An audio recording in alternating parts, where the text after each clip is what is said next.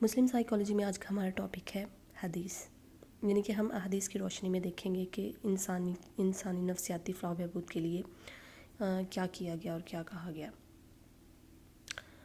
بعثت انبیاء کا حقیقی مقصد انسان کی نفسیاتی فلاح ہے۔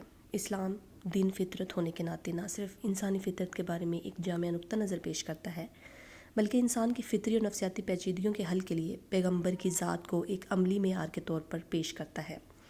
احادیث نبوی مسلمانوں کی تمام علمی، سائنسی اور معاشرتی روایات کے لیے ایک محرک اور اساس کا درجہ رکھتی ہے۔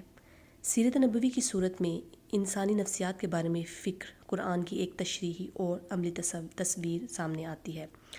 حدیث کا دیا ہوا یہ تصور کہ بچہ فطرت سلیم پر پیدا ہوتا ہے اور ماحول اسے اچھا یا برا بناتا ہے، انسانی شخصیت کی نشوونما میں ماحول کی اہمیت پر زور دیتا ہے۔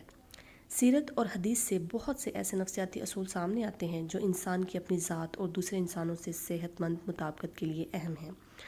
حدیث میں بغض، حسد، خوف اور احساس کمتری جیسی نفسیاتی پیچیدگیوں اور ان کے علاج کے لیے اصول موجود ہیں۔ حدیث میں ہے کہ غمگین رہنے سے جلد بڑھاپا آتا ہے۔ یہاں ڈپریشن کی منفی اثرات کا ذکر ہے۔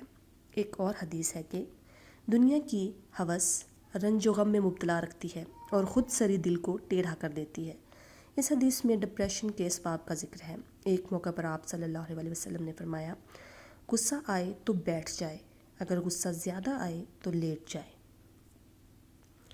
یہاں غصے کی حالت سے باہر آنے کے لیے خالصتاً ایک معالجاتی تکنیک بتائی گئی ہے۔